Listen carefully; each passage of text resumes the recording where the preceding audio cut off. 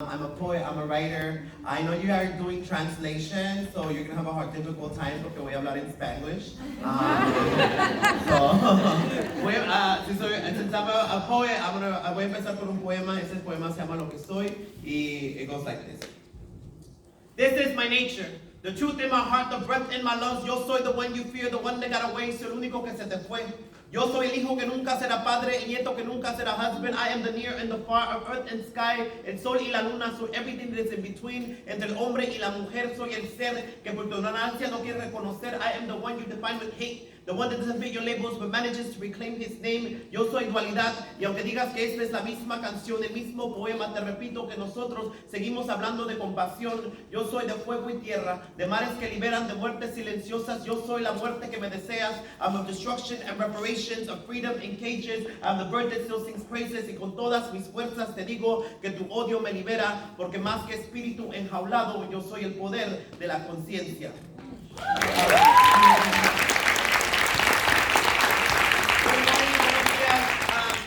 Happy to be here. One of the things about me, I'm Yosimar. I'm originally from the state of Guerrero, Mexico. That's why I'm cute, short, and dark. Southern Mexicans. I don't know if you could tell, but I'm undocumented. A lot of you are like, yeah, I should tell. I'm undocumented, and I happen to also be queer, so I feel like I won the lottery.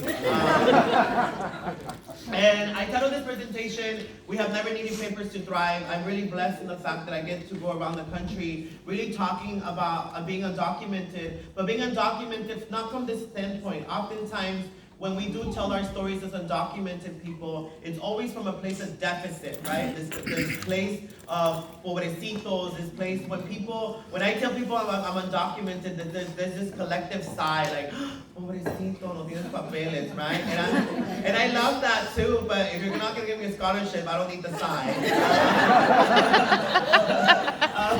And so for me, lo que se me hace muy interesante para mí about being undocumented is the fact that how powerful we are as undocumented people. And I don't say powerful in the sense that we might have access to political power, but how powerful it is to live under a country that chooses to vilify you every day, and how amazing it is to wake up, to go to work, to get ready, to smile, to go to party, to plan a quinceañera. It's amazing the way that our communities still become resilient. So that's why I decided to title this presentation, We Have Never Needed Papers to Thrive. These two old people you see on the back are my motivation, they're my fuel, they're the reasons why I do what I do. They're my abuelitos.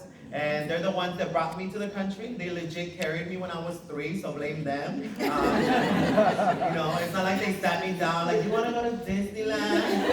I wish that was the case. They haven't even taken me to Disneyland yet, girl. So this is my abuelitos. And I want to give you a little overview of kind of like what kind of informs my work, and then I'll read an extra of where I'm from. So this picture is taken, I have something called DACA, Deferred Action for Childhood Arrivals, and executive order signed by Obama in 2012. They granted the legal authorization to work for 2 years. Every 2 years, I pay the government $495, and they grant me this work permit. See, I got it down. I know, because sometimes I be meeting citizens, they're like, what's DACA? I'm like, girl, Google it. I think one of the hardest things also about being undocumented is that people think that you're an expert in immigration law. And I'm like, girl, this is a consulting fee because I had to know this information. I'm like, oh, girl. It's not like I was born and I knew what DACA was, you know? So I took this picture in front of the immigration. One, I told my Uber, like, can you take me to immigration? The Uber driver's like, are you sure you want to go there? I was like, yes, I need a vacation. You know? But you know what? I'm from the east side. I'm from East Side San Jose. And if anything, you grew up in a working class community or in a hood, you know that you have to have survival skills. So I was like, you know what? I'm going to take a picture in front of the U.S. immigration offices, and I'm going to upload it to Instagram in case I don't come out. And people are like, what happened to Yossi, right? The first 48 hours are crucial in finding a missing person, according to the A&E documentaries. And I'm smart. You know, so if I go missing, where's Yossi? I'm on 1550 Coleman Avenue. Just leaving traces. So you're gonna, and of course, because I'm a patriot, I decided to blend in with the Homeland Security blue. I was born in 1988, September 22nd, 1988.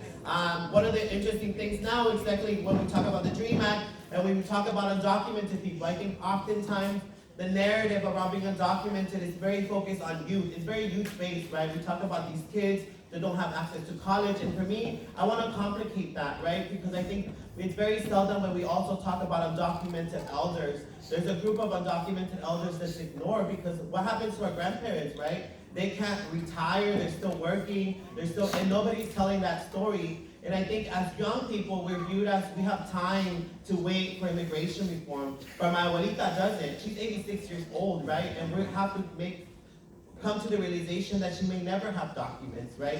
And so for me, it's very important to bring in my grandparents into this work because we are it's not just about me, it's something bigger, right? So I was wondering, and one of the things is like, they talk about the dreamers, right? I see like Nancy Pelosi all the time. These kids, these poor children, they came on their own. I'm like, girl, I'm 31. I'm not a kid anymore, girl. So I'm originally from the state of Guerrero, Mexico. For those of you that don't know Mexican geography, we're really down here. And if you don't know anything about Mexican history, that's why I say we're pretty short and dark, because we didn't get colonized till later. Todos los güeritos están up north. So shout out to Sinaloa, out to the place.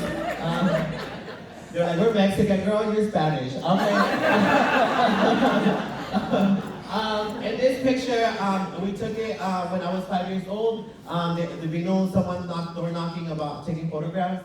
And then this picture, in the early 90s, we have language to talk about undocumented people like we do now. If you were undocumented, it was like you just don't have papers, right? And this picture would not be considered a picture of a mixed status family in which me and my older brother are undocumented and my younger siblings who were born here have documents. And I always say that if you are the only citizen in an undocumented family, you are like the #1 ally because we use your social for everything. You probably had a Sprint phone bill, cable bill when you were 8, girl. Your credit's all messed up, but you're not gonna buy a house with this kind of economy. You're going on undocumented to heaven. The other thing that we talk about a lot of times when we do narratives of pro-immigrant narratives, right? We like to say like, we didn't cross the border crossed us, right? And I'm like, bro, I came from down here, like I walked that, okay? Don't erase my struggle. And I was 3 when I crossed the border. What were you doing at 3? Getting potty trained? It's always been my nature to be an overachiever, right? One of the things that happens with undocumented people, I think, our fascination in the media. I think, right, I try to analyze a lot of media that comes regarding undocumented storytelling. And lo que pasa a veces, what's up happening when we tell stories of undocumented people is that we use our stories, oftentimes, our stories are told to convince other people, right? I'm supposed to cry to make a citizen believe that my life is hard. And I think I got tired of that because I feel like that's a deficit model in which nosotros, we're exhausting. One, it's emotional labor, it's spiritual labor, it's labor that nobody's paying you for. And at the end of the day, if you are for me, I started convincing myself in this, right? If you're someone that believes in caging children, in separating families, if you're someone that believes in the fact that I'm not human because I don't have a social security number, there's nothing I can do to convince you of my humanity. All I can do is pray that you find whatever's bothering you psychologically, emotionally, spiritually to fix that. And I hope that you find God or a deeper meaning in life to blame me for whatever's happening in your condition, right? So I got tired of that. I got tired of trying to convince somebody's racist grandma to hug me. You know, I'm like, girl, no, girl, you know? So I think for me now what's more important is me telling my story, taking into account an undocumented audience. I want to tell my story as an undocumented person to inspire other undocumented people. They might feel stressed, they might feel alone, they might feel like their life is not worth anything. And for me, it's like, no, I want to be a reminder to have, we're powerful. So I think for me, my motto is now, how do I tell my story in a way that taking into account an undocumented audience? Because we shouldn't have to convince anybody. If anything, we have to honor our stories for ourselves, right? Oftentimes that people ask me, like, how did you cross the border? Which I think they expect like this kind of scholarship response, like, oh my God, I was dehydrated in the desert, and I saw La Virgen de Guadalupe. But legit, I'm like, bro, I don't remember. They gave me NyQuil, so I just woke up on this side. Where are the dirt roads? So So for me, I don't answer this question anymore. And if you're undocumented in this conference, I really challenge you to think of the way that you've been conditioned to tell your stories in undocumented places. Do you tell your story because te sientes that you have to justify the fact that you're here, or you're telling your story in your truth and in your power and in the legacy and everything your family sacrificed? And I will attest to you that it's better to tell it in the way that you honor the people that brought you here, because you don't have to justify your existence for nobody here. So,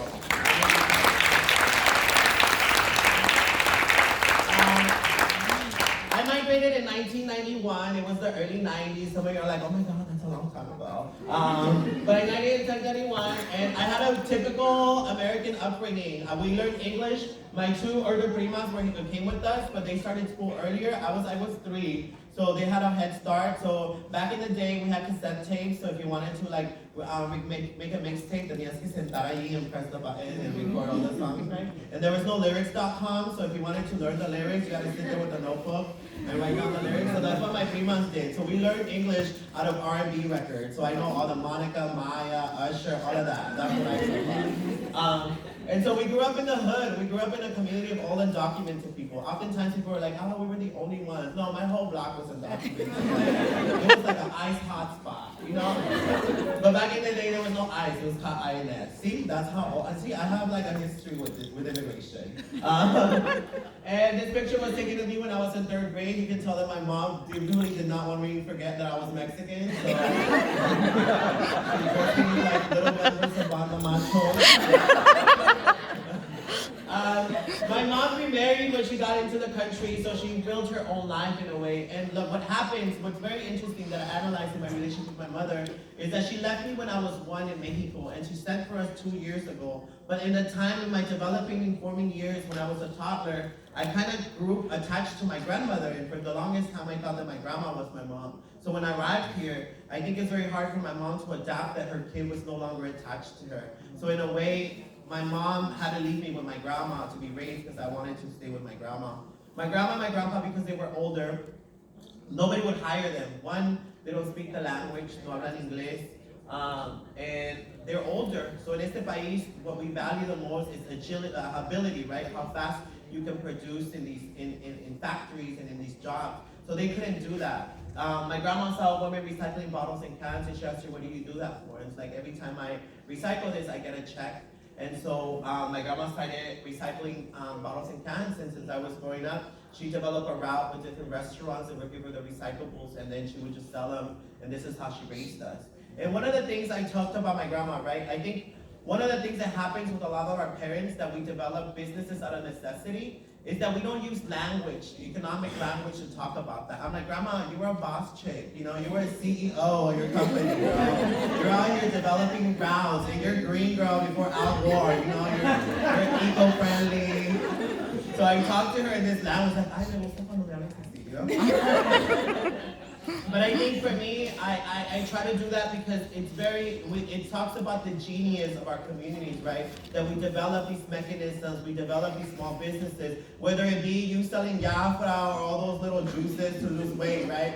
And at least you're developing an entrepreneur skill. And research shows that most immigrants in this country are most likely to start a business on their own to just get by. And so I try to use this language with her because one of the things that happens with our parents is that oftentimes when we do these service jobs, when we work as janitors, when we work at cleaning hotel rooms, what ends up happening is that we get demeaned so much that we don't value our labor, right? And I think for me, one of the important things that I don't like when people say, undocumented people do the jobs that nobody wants. I take offense to that because I can tell you that my dia showing up to work, do that job with the most dignity and the utmost respect, that they feel proud of their labor. I think for me that's very important. Like, I really challenge that notion because we show up. I've never met an undocumented person that's lazy, right? So I think for me, somos movidos, right, in the way that we maneuver. One of the questions that I get asked a lot right now, specifically because DACA we're hearing the Supreme Court, right? It's about the Supreme Court, what's going to happen with this program. So people are always asking me, like, are you afraid? And I'm chilling, like, no, not right now. Like, no, but you're afraid, like, they're everywhere. They make you paranoid, oh, that's en Univision, I have to turn it off. I'm like, girl. Vimos a inmigración en mi pueblo, I'm like, girl, I gotta get tortillas. Like, how? I want to stay home for 3 days without getting tortillas because ICE was at mi pueblo, And so for me, it's like this notion of like, I don't want to live my life in fear. I don't want to live like this because that's not living. And for me, I think oftentimes when we tell narratives about how undocumented people are afraid, I like to remind ourselves that we come from something bigger and that we're indeed brave in that way. So I think when people ask me this all the time, like, bro, should I be afraid because you called them or something? Like, I think it's really more important of really analyzing that. That's not a way of living, right? We need to find mechanisms and find strength in our communities. And one of the biggest things is building resources. That's why you're in this conference, because you're going to meet a lot of amazing people that are kind of doing pro-migrant work. One of the things that I also like to acknowledge, because we're in California, right? And in California, we're seen as one of the most liberal states. Everybody's calling Bernie Bros up in here, right? And so I think one of the most important things that I like to talk about, specifically in California, is that California is the birth of anti-immigrant law. This place is where all those laws that we see in Arizona, in Iowa, they were born here. They were born in 1994. In 1994, we have a governor by the name of Pete Wilson, who did Prop 187. And this became the blueprint to all the things that we're kind of seeing throughout the country, the way that we blame immigrants for stealing resources. And I don't get that when people are like, oh my God, you're stealing all our resources. Like, bro, you need a social for that. But I think it's very important for me to note that.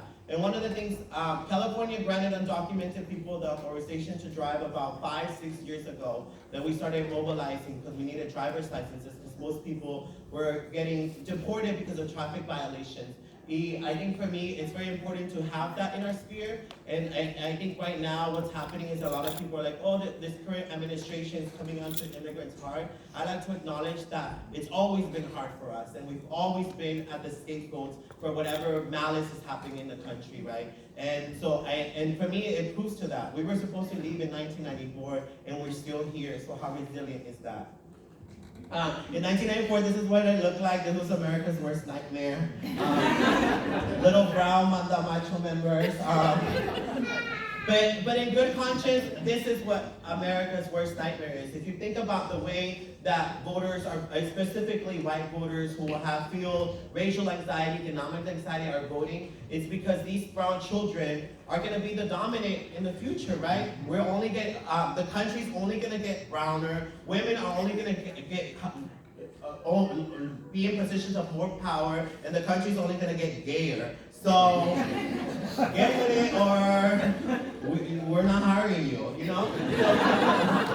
So in a way, and I think the other thing that people forget, that when we were this age, I was 8 years old at this time. At 8 years old, I was already translating. I was already filling documents. I didn't know what was that about. I was our doctor's. I remember grandma used to take me to the doctor all the time, and then she would be like, I didn't know what to say. And she's like, ¿por qué no sabes? Te mandé a la escuela para que le inglés. Like, grandma, this man went to medical school. I'm in third grade. I do not know what that means. You're gonna die, girl. But in that same sense, I think what happens now in the national landscape of the immigrant rights movement, that a lot of times people that have good intentions forget the fact that as undocumented people who live this experience, we can speak for ourselves. We don't need someone else holding the megaphone. We can speak for our own truth. And oftentimes, as allies, what needs to happen is you just need to give the space for actual people who embody this experience to speak in whatever way they want to.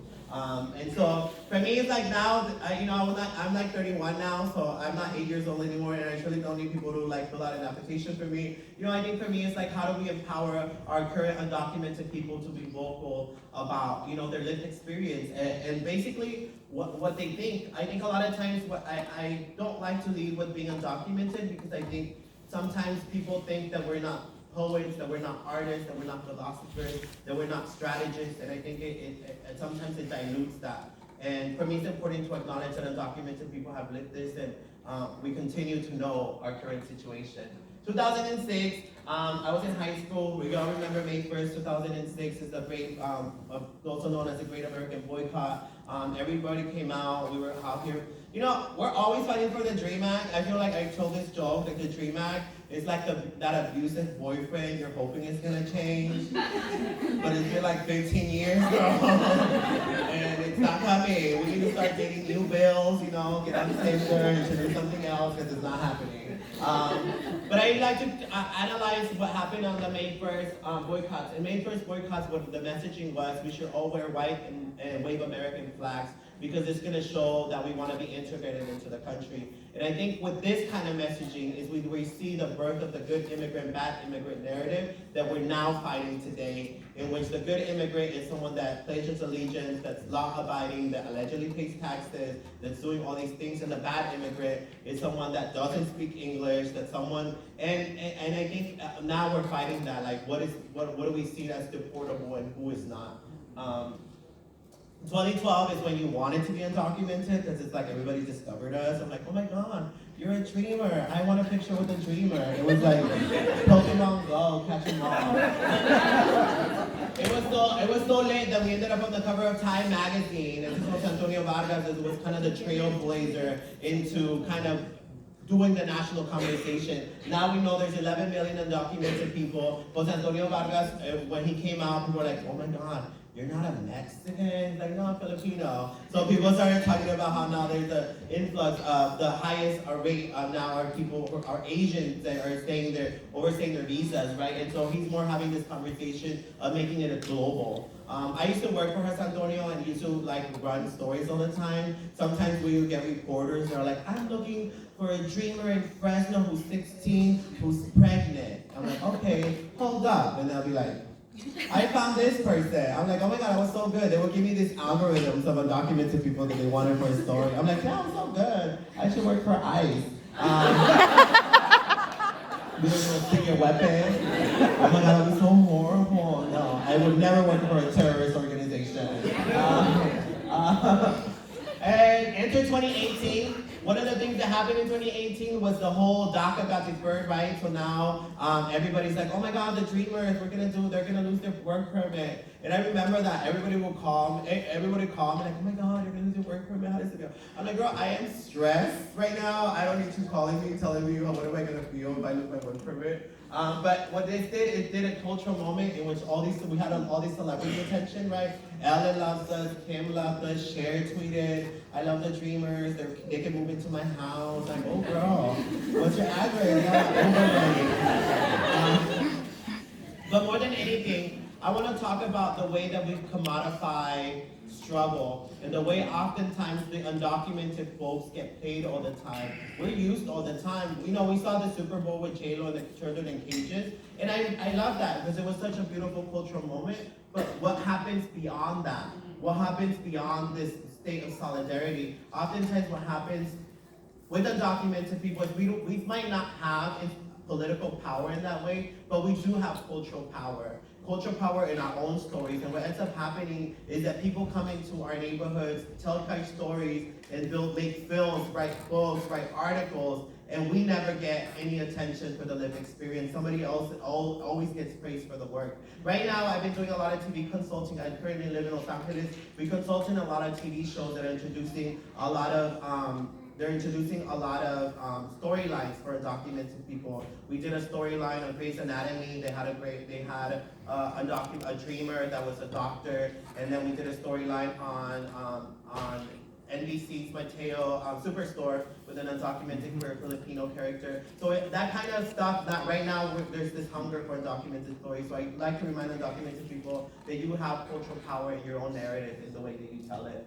And so for me, what's next? I think what's next is definitely how do I empower undocumented people to tell their stories, not from a place of deficit, from a place of strength. How do you tell your story to honor all that you've lived through and honor that work, right? And so I really challenge you, if you are someone working with undocumented people, if you are undocumented yourself, really analyze the way, and even if you're not undocumented, if you're an immigrant in general, how do you tell your story? Again, don't tell your story to justify your existence. Don't tell your stories to tell people about your strength. So that's it for me. Again, I'm Yosimar. You can find a lot of my work on yosimar.com. This is my picture looking like a snack.